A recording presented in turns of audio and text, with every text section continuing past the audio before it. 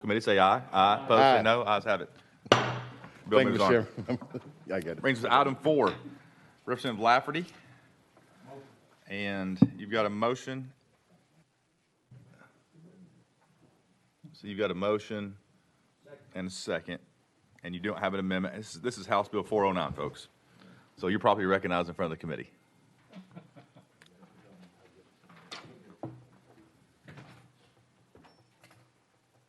Thank you, Mr. Chairman. Thank you, committee.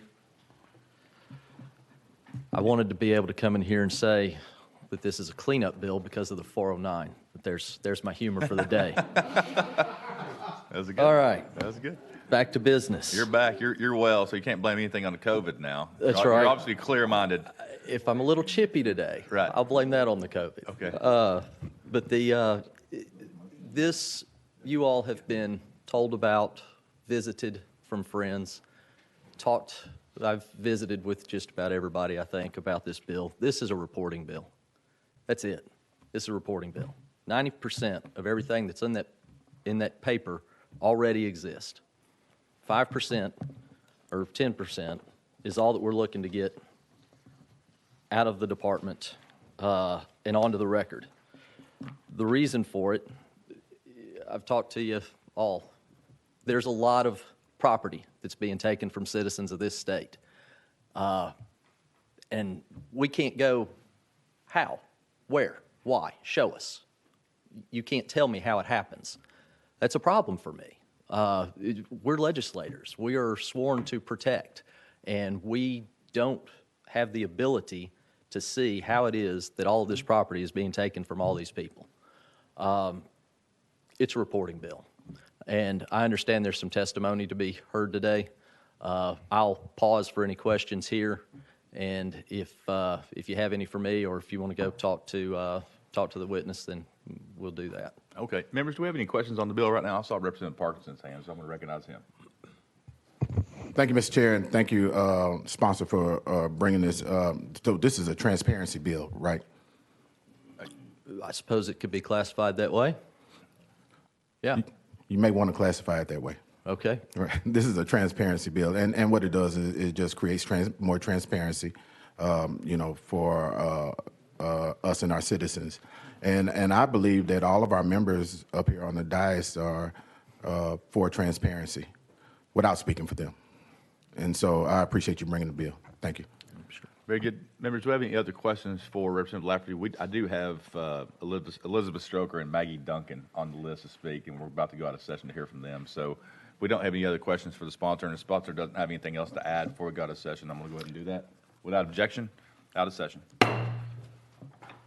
And we'll hear from Ms. Stroker.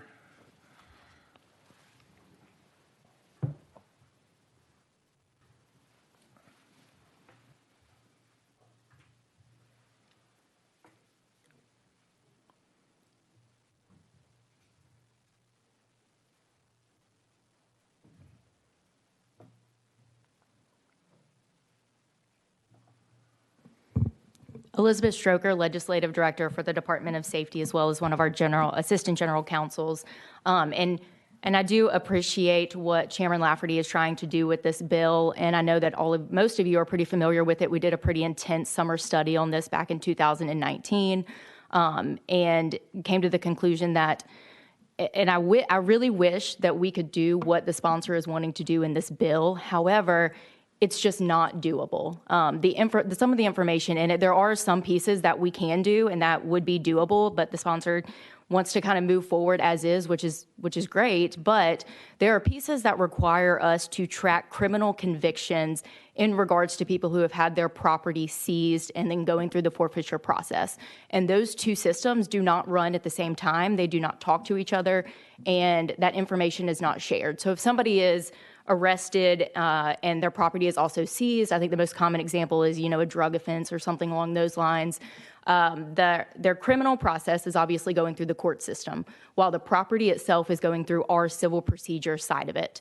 And the bill is requiring us to somehow track any criminal outcome, and the courts, law enforcement, and the department do not talk in a manner that would make that doable. Another issue with the bill is that it requires us to go and get a lot of follow-up information from property owners, which generally would be doable and we can do in regards to the person the property was taken from at the time of the stop or at the time of the seizure. But it requires us to go and do all of that follow-up information with people who may be true owners or outside owners. Think of a vehicle, if it's leased, the lesser of the vehicle. And there's nothing that mandates these people to give us this information. There's nothing that requires the agencies to turn this information over to us. And so if the bill were to pass, especially with only a $30,000 fiscal note, even though we went back and forth with fiscal review, that we basically need an entire system to try to capture this information, there's still only a $30,000 fiscal note on it. And that wouldn't even cover someone to just track the seizures within our department and any corresponding criminal convictions that may be aligned with it. And so we're not against the idea of what Chairman Lafferty is trying to do. It's just a matter that there is no possible way to collect this information and accurately report it, especially not within a February 1st timeframe, whenever currently the report is 600 pages long, and we struggled to get that done by March 1st. And you're adding in all of these other parameters into it, both on the agency side, the law enforcement agency side, and now the court side, with information that just simply doesn't, there's just no way to collect it without creating some type of portal or some type of online system, which I know everyone would love. We would love if that were doable and something that could be done. But as written and as funded, there's no way for us to comply with this legislation. Members, Representative Griffey, you're recognized. And I'll move to, well, The chairman had his hand up first. he did, okay, let's move to Chairman Curcio up first. Thank you for that, and I'll come right back to you. Thank you. I want to say I really like this bill. So I heard you lead off by saying parts of it may be possible. Can you talk about what would be, what is doable and by what effective date? Yes, and this was kind of something that came out of that summer study of 2019. Some of the information as far as adding in, mean and median for all of the current property seized, trying to reach out to other property holders and gathering that information. And so a bulk of it can be doable.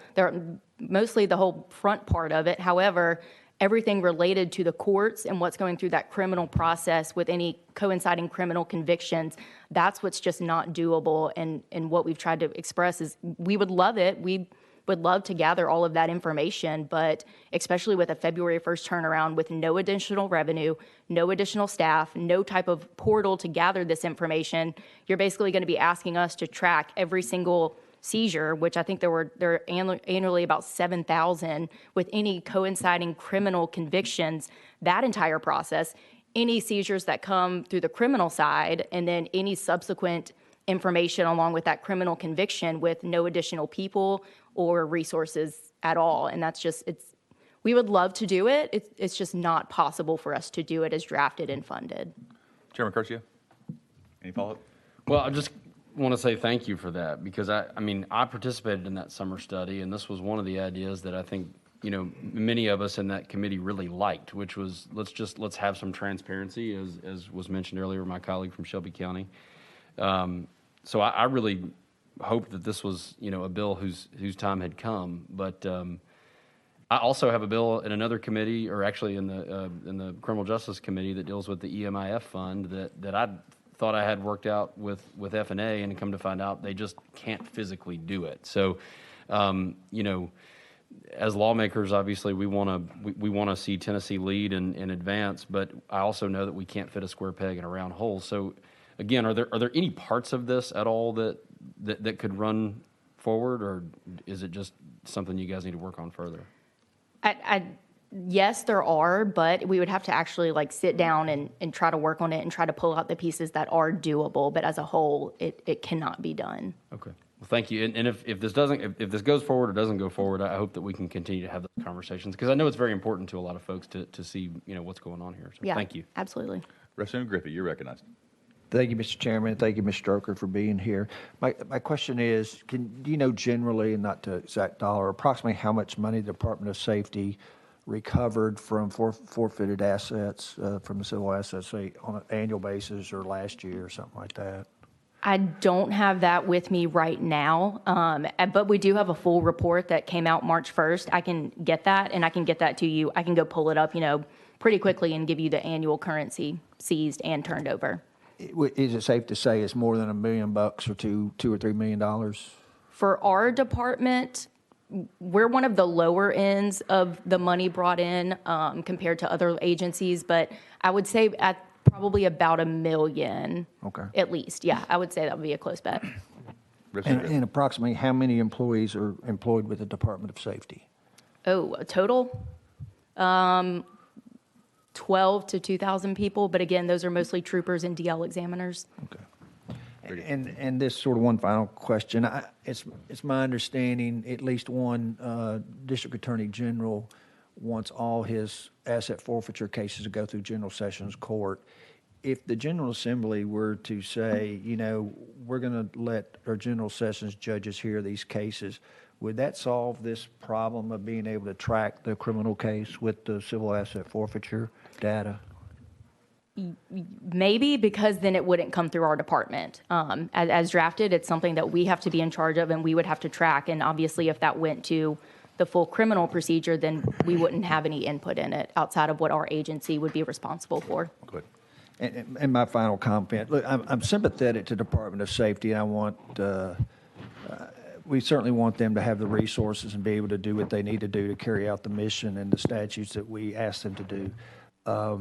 At the same time, I think it's critical anytime the state government is taking assets of the citizens, we need full transparency. We need this data, and if it's a budget item that needs to be funded, if it's funded from some of the funds from the actual asset forfeitures, if that's a way to solve this issue, I would be in favor of that. If the way to solve this issue is to require these civil asset forfeiture cases, which seem to cause so much consternation with a number of our constituents throughout the state, that we go through General Sessions Court, I would be in favor of that. This issue, I think the General Assembly ought to put this issue to bed one way or another. And address it. And if we've got one district attorney general in the state that sends all his cases through General Sessions Court, and that seems to be working and has been working, my understanding, for a number of years, I think that's something we ought to look at, and I'd support that effort, because I am never comfortable when we have the decision maker on a case is part of the department that is prosecuting the case. To me, it's kind of like our, no offense to our Supreme Court, but our Supreme Court selecting who the Attorney General is going to be and something. It's like you've got a member, a litigant. You kind of got some potential associations there. It's best to have some separation from. So with that, I'll support the bill. Thank you. Thank you. Representative Garrett, you're recognized. Thank you for testifying. I've got some concerns. Just because of my practice, I appear in different counties. I appear in General Sessions, both Circuit and Chancery, kind of across this state, or at least in the Middle Tennessee area. And it's frustrating when you have different clients that touch those different courts because those court systems don't talk to each other. And so that, and you correct me if I'm wrong, but that's out of your hands completely of if you've got a case that you're tracking in Jackson County and then there's a criminal matter going on in Davison County, those two courts do not talk to each other. And so there's really no way that's practical for the information that this bill wants to collect, which I understand you don't really oppose collecting that. I don't either, but we got a practical issue of being able to track that, which is what the legislation is requiring when there's a competing criminal matter. Is that right? Yes, sir. I think you've summarized it well, you and Chairman Curcio. We would love to capture this information.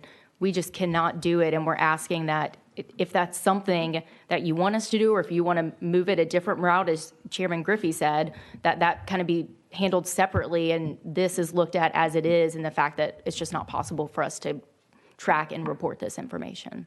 We are currently considering some software for our county clerks because our county clerks want to be able to talk to each other and have things via the portal for when you file pleadings and et cetera electronically, which is a similar system what you're talking about. They're asking for, I believe that fiscal note is $16 million. And so I'm like you, I have some concerns that $30,000 number for the fiscal note is going to be accurate for what that'll take for our 95 counties, along with 3 or 4 courts or systems within those counties being able to talk to each other and track that information, because it's just not possible right now. So if we had that solution, hypothetically, would the Department of Safety be supportive of this particular information if our systems talk to each other? Yeah, I would say, and to add on that, you also have to add in every single law enforcement agency in the state would also have to have access to it, because we have to, we gather and report and track information for every seizing law enforcement agency, which is most all of them. And then you would also have to have all the courts and all of them talking along with our current software that we use for our current collection database. And so, yes, if that existed, that would be great, and we could easily report this information, but it's just not, it doesn't exist for that to happen.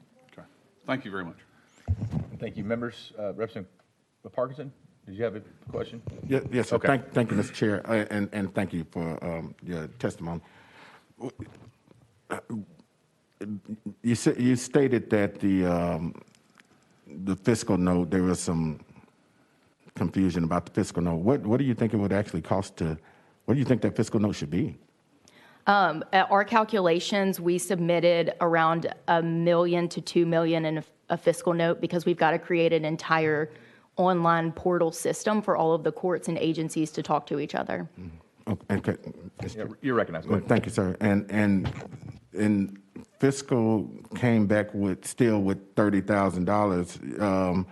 Why did fiscal come back with $30,000? We had a lot of conversations with them, and they disagreed with our analysis that we couldn't do this within existing resources. Okay. You're recognized. Go ahead. Thank you, Mr. Chair. And earlier you stated that, you know, in forfeitures, you collect about $1 million in forfeitures, just kind of off the top. Well, sorry, Chairman. Go ahead. You're recognized. I think, and I'm waiting on my forfeiture person to maybe text me, I think it's normally around 10 million total annually, but for our department specifically, it would be a much lower amount. So we're talking all agencies seizing in the entire state versus just what our department may collect. But I can get that information for the whole committee, since our report just came out a few weeks ago. Representative Parkinson. Thank you, Mr. Chair. And I'm just trying to understand, if we're, you know, collecting or taking $1 million in items from the citizens, why can't we use some of that money to fund this bill, if there's more of a funding mechanism needed? Go ahead. Yeah, this that money has to be used pursuant to a certain statutory requirement. It can only be used for deterring and detecting drug crimes and stopping drug enterprises or criminal enterprises. It cannot be used for this reason. Last one, Mr. Go ahead, Chair. Representative And that's completely understandable. But it also says to me, and for the layman up here, the non-attorney spokesman, right up here, it says that then if we're using that money for its purposes, then it should offset some other monies in the budget possibly that can go to fund this bill. And so I would hope that we will find a way to fund this bill. And maybe another suggestion would be to complete the part that can be completed this year, and maybe possible. And I'm not telling the chairman to amend this bill. I'm just suggesting this. I'm supporting the bill, and possibly, put off till next year the part that you guys are struggling with, that the department is struggling with, in order for us to get that. Not saying don't do it, just put a date on it for another year, the part that you're having challenges with, and so that we can get the things, make the department a little bit more comfortable with execution of this legislation. So that's all. And thank you, Mr. Chair. And yeah, and I appreciate that. It's just, as written and as funded, if this were to pass, we're not going to be able to comply with it. And so we would just, ask that if this is the route that the body wants to go, that it's actually something that is doable. Members? And I'm sitting here racking my brain trying to see how this would actually work if we pass this, it would be a huge task, a huge undertaking. I'm thinking about general sessions courts, state court. A lot of general sessions courts now, there's still fax warrants over. You know, I mean, the burden on the locals alone, the clerks, would be massive. And it's a huge undertaking. I'll put it that way. And there's no way in this world $30,000 is going to cut it. It is not even going to be tip of the iceberg on that. So thank you for letting us know about the safety's perspective. Members, we have any more questions for Ms. Stroker? Representative Parkinson? Thank you, Mr. Chair. Can I get a roll call vote on this? Okay. We are out of session, so when it's proper time to make that motion, when we go back in session. So if you want to make it, you can make it then. And I have Maggie Duncan on the list. If we don't have any more questions for Ms. Stroker. Thank you. Thank you. And I don't see Maggie Duncan. Are you in the hallway? If you hear this, come to Civil Justice Subcommittee. If you're, let's see if the hallway's moving. Okay, members, doesn't look like Miss Duncan is here. If she pops back in, we'll go back out of session. Let's go ahead and. Oh, she is here. Oh, it worked. PA system worked. Mr. Chairman? Yes, If I Mr. may, Chairman. I'd like to welcome one of my constituents there. Sorry. Oh, okay. Hey, Ms. Duncan. Yeah, we had you on the list to speak and on this on Representative Lafferty's House Bill 409. So just take your time and It's my introduce first yourself to the time committee. this year. Yeah. Maggie Duncan, Executive Director for the Tennessee Association of Chiefs of Police. I appreciate it. We just have a few concerns on the level of the information that's wanting to be collected, and some of our chiefs are afraid that some of the questions that they're going to be asking could be considered offensive to the individual. Okay. Members. I'll make it very brief. All right. That was brief. Chairman Curcio, you recognized? Thank you, Mr. Chairman. And would you mind, Ms. Duncan, just expounding on that? Can you give me an example of how I might be offended? Well, we're asking, the medium, if I remember correctly, and let me see if I can pull that up real quick, the medium income and questions of that nature in great detail. Those are not normally anything a law enforcement officer would ever ask an individual. Okay. All right. Chairman Curcio. Thank you, Mr. Chairman. And because you'd, under this bill, basically be asking them that on the side of the road, is that right? I mean, in other words, this is not, they're not being deposed. It could definitely be an officer safety issue as well. I mean, we try to keep them on the side of the road for as few amount of time as possible. So, Chairman. thank you. So if I'm hearing you right, because I'm looking at the bill now, let me pull this back up. Race, gender, age, and zip code of the property owner's residence. So like if I'm And literally, that should be that would be on a typical report, just like a driver's license, just like a violation. right, okay. So if I got pulled over on the side of the road, they'd be asking me about they would also be asking me about my income, is that right? I think I'm pulling the bill up right now. I'm Okay. sorry, I was in another committee. Some of these questions too, some of these questions, we don't track all this information. So it's kind of like who's doing what. We don't know in the end the total number of cases that result in forfeiture because we're at the beginning of that process. We're not at the end. So who's responsible for collecting that information and turning that in? We don't know. Typically, a law enforcement agency has no idea how many of their cases are adjudicated on a yearly basis. And something can happen in 2019. It doesn't get adjudicated till 2021. So there's some complications in the process of the thought. I'm not saying it's necessarily bad, but I know that we collect some of that information is collected by safety now. Mm-hmm. They can go through that because they handle the bulk of that issue. Of those cases, they all go through their process. So we're not really sure who is to report what to whom. Okay. Thank you, Mr. Chairman. You're welcome. Representative Clemens, you're recognized. Yeah, thank you, Mr. Chairman, and thank you for being here today, and excuse the hyperbole, but civil asset forfeiture can be fairly described as a racket to some. How would you suggest that we collect the necessary data to properly reform this system? Well, we've been working on reforming the system for the last 5 years. And I think that we have very few problems to date. And that would be a question that would be probably more adequately answered by the Department of Safety because they collect a lot of that data and create a report annually now. So they would be better able to answer what that information is that they're turning over in those annual reports, because I'm pretty sure they're several hundred pages long. This would only make it even longer. Representative Clements, you recognize?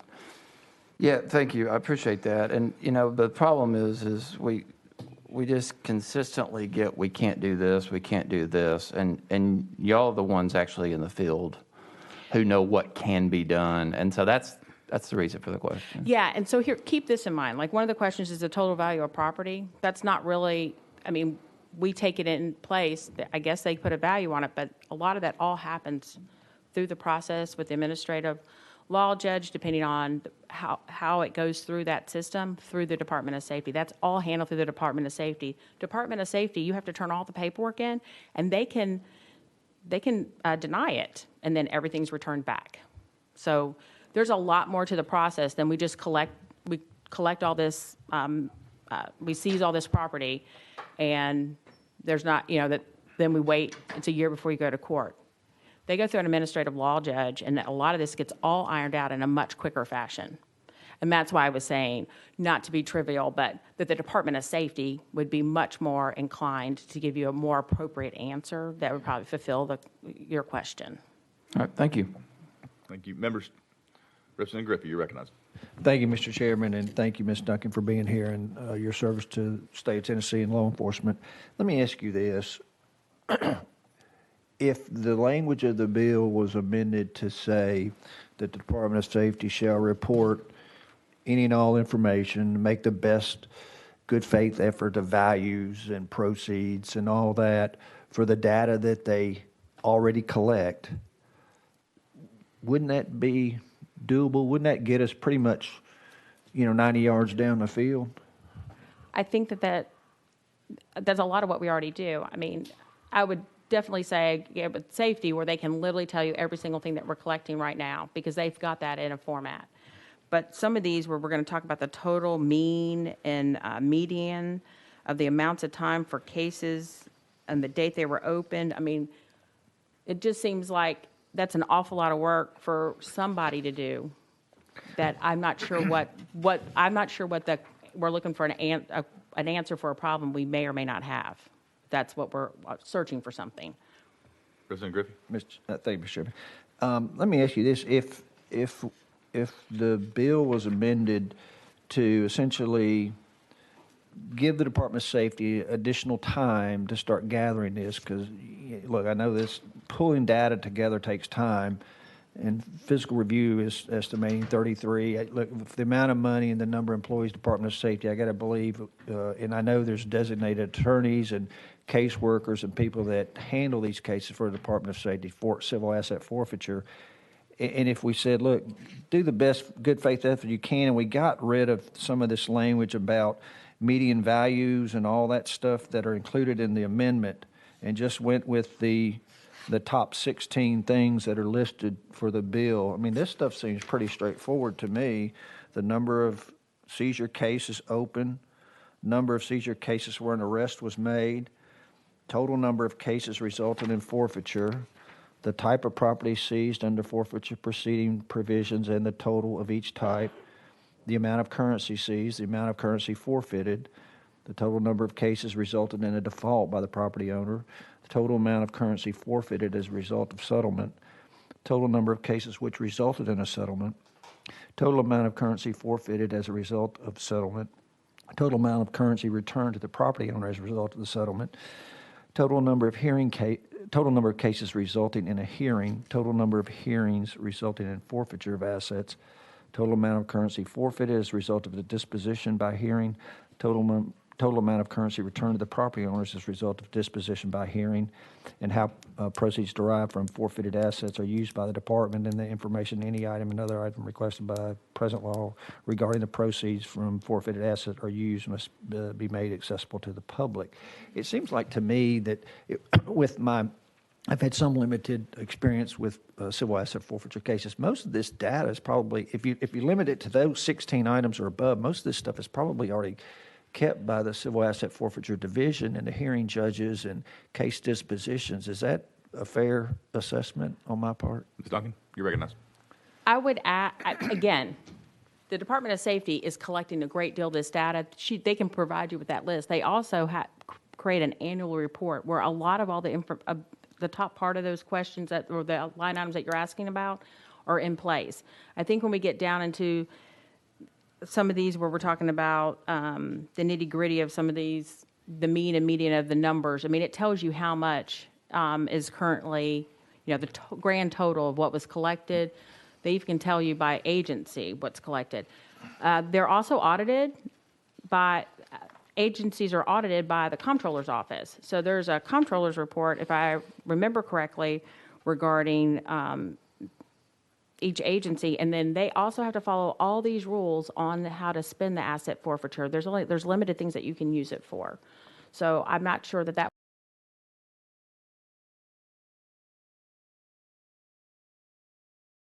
be easy enough to get anyway, to be honest with you. Representative Griffey? One last question. If the General Assembly decided that they wanted the civil asset forfeiture cases to go through General Sessions Court, would that make the collection of data and the tracking of cases where there are criminal charges that may arise out of a civil asset forfeiture case, would it make tracking that data easier? Well, I think that they travel separately. Currently, under current law. And I think that the process where you have one agency collecting and handling everything is a better control of your data, to be honest with you. And we are going through that civil process where they're not necessarily having to go before a judge. Now, if the criminal case, if there is one, travels separately. And usually the civil case is handled in a much quicker fashion than the criminal case is. So I don't know if combining the two would actually be helpful or not. It may, and it could also be, in those cases, more time consuming. But I would venture to say that it might be a good idea to wait and see how lifting the bond fee might actually affect the program, to be honest with you. You all are there's legislation moving forward that they will no longer pay the $350 fee in order to have their hearings. And so I think that if I would, not to speak for y'all, but from a law enforcement perspective, we would like to really see how that affects people being able to have their due process.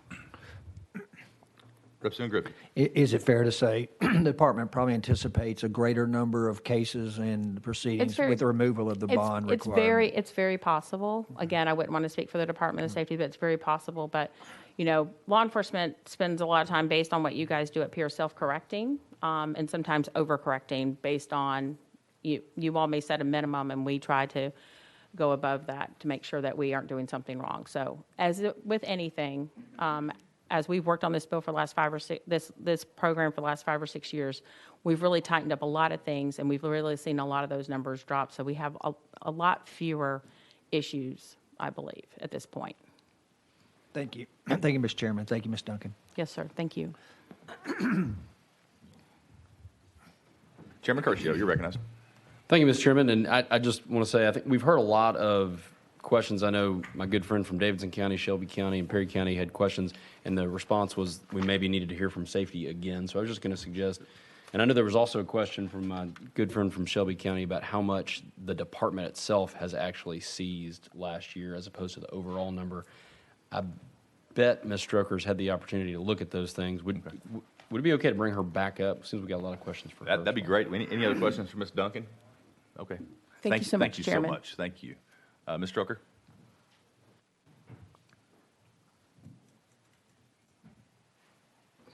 Elizabeth Stroker, Legislative Director for the Department of Safety. And I do have those numbers for you, Chairman Griffey.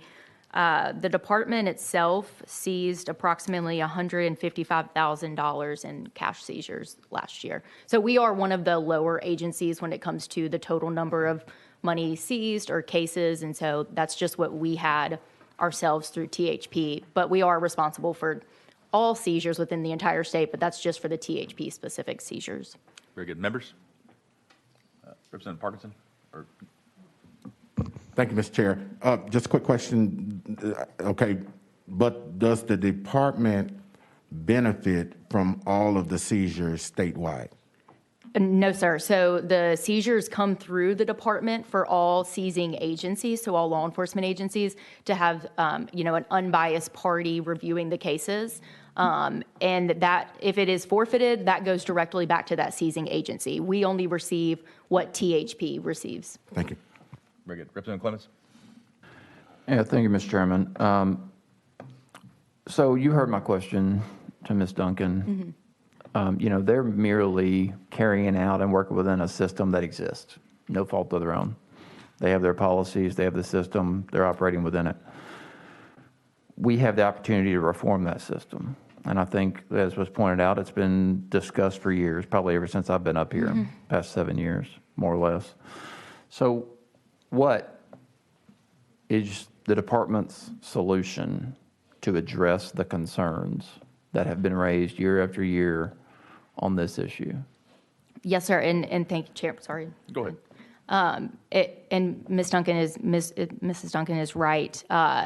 Ever since I've been here, we did the long, I think 2017, 2018, 9-hour in-depth review of the entire forfeiture process and basically rewrote that entire system because there were problems. There were things that agencies were doing incorrectly, things that we were not doing correctly, and we admitted that there were problems, and we went through and we fixed a lot of those problems, and we spent a lot of time working through that for years with all interested stakeholders, and we have not been brought any other major problems since that has happened. That doesn't mean they're not out there. I know for a fact that we have a very rigorous review system whenever it comes to these cases, at least once a month, and I don't even deal with the forfeiture cases. I hear of a case where something was sent back to a seizing agency because they did not follow what the law requires. And that's what our job is with it, that y'all have tasked us with within this seizing process, is that it comes to us to review, and if that seizing agency didn't do what you all have said we need to do to be able to seize and forfeit property, then it goes back and it is returned to that owner. Despite if that agency had good intentions or we're stopping something that was a criminal activity, we take it very seriously, and we believe that we have put a really good process in place where those bad actors or those bad situations don't happen anymore because of the oversight that the department has on all of these seizures. Representative Clemens? Thank you, Mr. Chairman. So you've been working with the sponsor, you've had discussions with him, I assume, throughout this process? I have tried, yes. He wants to run the bill as is, but Chairman Griffey is right. There are pieces that we can do. A lot of this stuff is information we currently have or would be able to report. But Chairman Lafferty wants to run the bill as is, and that's obviously his choice. So it's his legislation. Representative Clemens, any follow-up? Yeah, thank you, Mr. Chairman. Well, my point in that question was, which that's interesting. You understand the spirit of the bill. You've studied the bill. I know you have. You've done your job well. And I know that you're already collecting some of the stuff you say. Is there nothing that this bill seeks to do worthwhile doing today? I mean, is it your opinion that this bill is entirely unnecessary? Or is it your opinion that there are parts of this bill that are needed and should be implemented? Ms. Strucker? And I do think it's a good idea. The more information you can have, the better for everyone. And I do think there are parts that could be helpful for some people who want more information on this or as it relates to the criminal process. But however, how the forfeiture process is set up, it does fully run through our department. It runs through that civil process. And so our problem with it is that it's just not possible for us to do it. Not that we wouldn't love to provide this information. We just simply cannot comply with that main portion of the bill dealing with the criminal portion of it. All right, thank you, Mr. Chairman. Appreciate it. Thank you. Members, any follow-up? Okay. Chairman Curcio, you're recognized, sir. Thank you, Mr. Chairman. Sorry, just one final question. So if we, again, I reference another bill that I have that I was very fond of, but unfortunately F&A just can't do it. It sounds like something here you'd be willing to do this if you could. What happens if we pass a bill that you actually cannot comply with? Ms. Strucker? I really hope that I don't have to figure that out. And I'm familiar with your bill. We handle the electronic monitoring for ignition interlock, so we're very familiar with that and the money that goes into that program. And so I honestly don't know, and that's what I asked fiscal review, and they said that, $30,000 was sufficient, and I did ask them, okay, well then if the bill passes, how are we supposed to comply with it? Because it is not possible that we are going to be able to comply with it as written and as funded. And so I honestly don't know. I guess we would be violating state law by not being able to provide a report to you all, because and I hate to say this, I really do hate to say that there's just no way to do it, and that's why we're against it, but there isn't. And so until there's a way for us to track that and do that, then we just can't, we can't comply. So maybe y'all know what happens if a department can't comply with a bill. I'm not sure, actually. Thank you very much. And it sounds like there's just a lot of moving parts here that doesn't necessarily, that really, some of it really isn't under the Department of Safety's control. I just wondered, does the Department of Safety have control of the general sessions courts for the counties? No. How does the Department of Safety have the ability to force them to implement new systems, pay for new systems, enter the data in a certain way that complies with the Department of Safety? No, and there's no requirement that they gather this, report this, that the seizing agencies report it or gather it. So we're going to submit nothing. So is some of this information gathered by the general sessions courts in the state, by the state of Tennessee, in the state?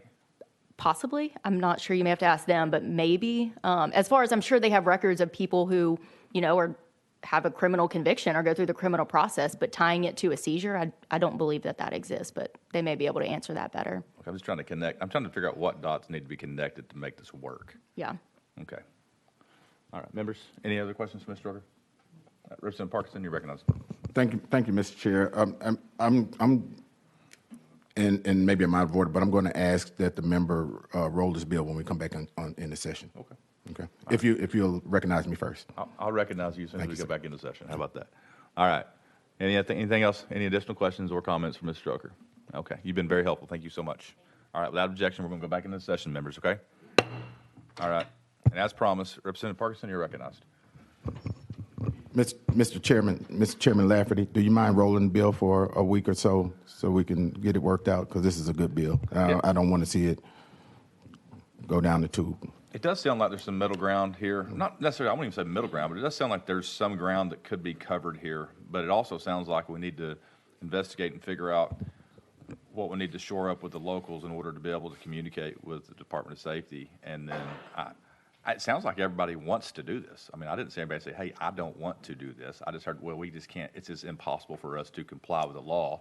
We don't want to be put in that situation.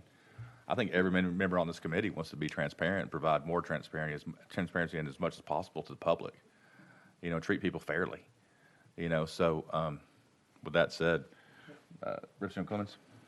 Before we take a vote on that motion, if it was in fact a motion, I just want to hear, I don't know that it was a motion actually. I'm curious as to the sponsor's responses to everything he heard from the two witnesses. I would love to hear that before we push this down the road, possibly. Sure, and I was going to give him an opportunity to be recognized. Thank you, Mr. Chairman. Yeah. Representative Lafferty, Chairman Lafferty, you're recognized, sir. Thank you. Thank you for that question. Asked for a solution. Department of Safety just stood here and said, not possible. 2019, we had summer study. Since 2019, not possible. Department of Safety has not been to my office to provide any ideas of any solutions on this matter. I don't pretend to understand how everything works between the multiple court systems, the jurisdictions, Department of Safety, all the other departments involved. It's too big. Nobody can wrap their head around all of it. But all that I've gotten from Department of Safety is can't do it. I would love to hear solutions from people that know the inner workings, and I haven't been through that. It was a big question. May I continue? Absolutely. So a couple of numbers real quick. 2018, approximately $11 million was forfeited through civil forfeiture.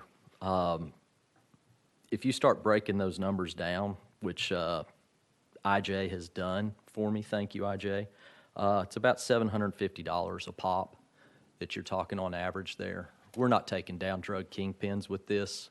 We're taking people's automobiles that need to get back and forth to work. We're taking money to buy groceries for their families.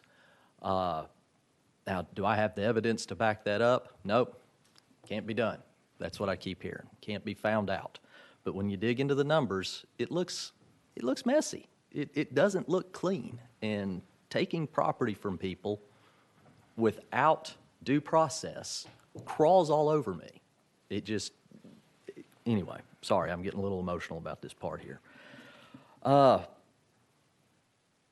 If I could, we get caught up in technology these days. Technology is the solution to everything. We just need a computer system to wire all of these agencies together. I've been through that. I've seen that through my Government Operations Committee. A computer system program started as a project 4 years ago with 3 different agencies coming together to come up with a solution. 4 years after that, and $9 million taxpayer dollars later, 4 years and $9 million later, they had nothing to show for it. Here we are in 2021, almost 2 years removed from the summer study. What progress has been made on the computer system that I heard about in summer study? I don't know. If it is passing an imperfect bill, which gets the program moving, is it the best way? Probably not. But I'm not seeing a ton of ideas coming from the folks that have their hands on the mechanism. That's a problem. I'll close. If there is a fix, it may be as simple, y'all, as pen and paper. Whenever somebody's pulled over, stopped, arrested, having their property seized, there's some paperwork there, right there on the spot, the day that happens. I believe that's correct. I haven't confirmed, but I'm pretty sure that if I get arrested, there's a ticket somewhere. Or if my car is seized, there's a ticket somewhere. Folks, this could be as simple as on the front end, where there's a civil warrant issued, right there on the spot, right, there is a criminal charge associated with this. Right there on the front end. Pen and paper. Don't get lost in the technology. Don't get lost in we got to tie together all of these things that are in the ether out here floating around. Pen and paper. Still work. Still effective. Yeah, somebody will have to track it. Somebody will have to pull it up. But it really could just be as simple as putting an extra box on a piece of paper at the time that it's written. With that, Mr. Chairman, I do believe it's gotten a little cool in here. I will go ahead and ask that I could take this bill off notice so that perhaps we can get together and perhaps we can have a conversation face-to-face and figure out how we're going to make this right. Because I know you guys are tired of hearing about it. There's a whole lot of people out there that can't afford to deal with it anymore. And I'll close, and Mr. Chairman, if it's okay with you, I'll go ahead and take this off notice today. Thank you, sir. We appreciate your work on this, and without objection, off notice.